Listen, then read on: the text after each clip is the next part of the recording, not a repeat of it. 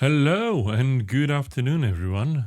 Hopefully, you're having a wonderful day and a wonderful new year because this is what I wanted to talk about.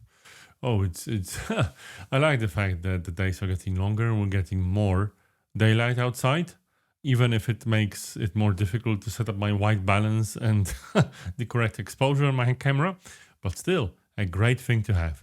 So, as you might have noticed, if you're an avid gym goer, Januaries are difficult months because there's lots of noobs in the gym. Not that I'm myself a member of a gym, but it's a bit of a cliche.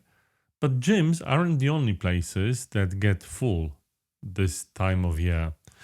It's also the schedules, rosters, and diaries of coaches.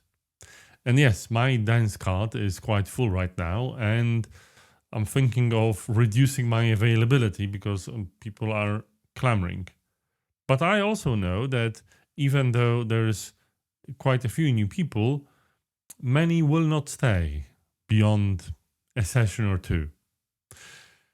Now, this is something peculiar to me because usually when I was trained as a coach, I've been told that it's usually a bit of a long-term investment and engagement with your clients. But when I'm working on coaching platforms, what I can see is people coming to a coach like they would come to a doctor. Not necessarily for medical advice or healing, but if they have some problem or a problem, they will just come to solve it, get some help, the way that coaches do help, and they will just move on. At times I was thinking, what's the best way to deal with that? Should I brief my clients that it's usually a longer engagement? Should I nudge them towards having a session every 2 weeks or every week? I decided not to, and I know that other coaches also tend not to, because one thing is probably not that ethical. Usually, what happens is when a client needs help, they'll just come and ask for help. We're always available.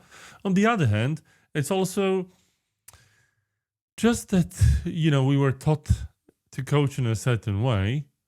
As always, the practice can be different. When a freshly minted trained coaches meets reality, it's not always the same.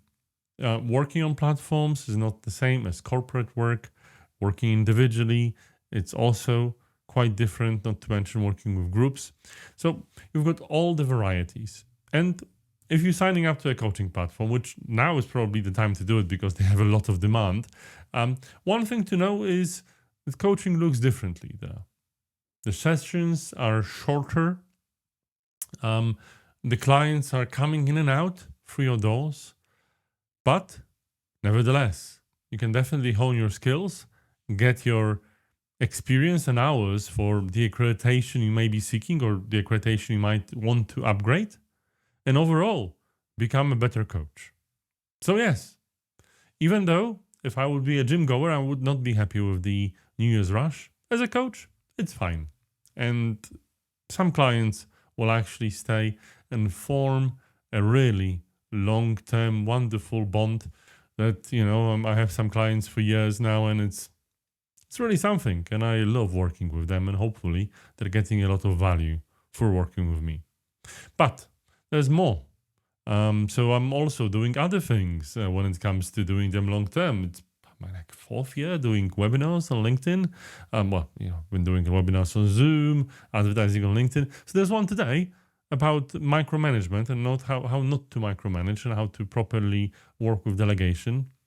Go to our Humble Associates LinkedIn profile and sign up if you're interested. I've got something special for you there. Hopefully, I'll be able to see you today at 5 p.m. GMT for the webinar. But if not, no worries. I hope to be able to see you tomorrow for the usual Coach on the Rocks.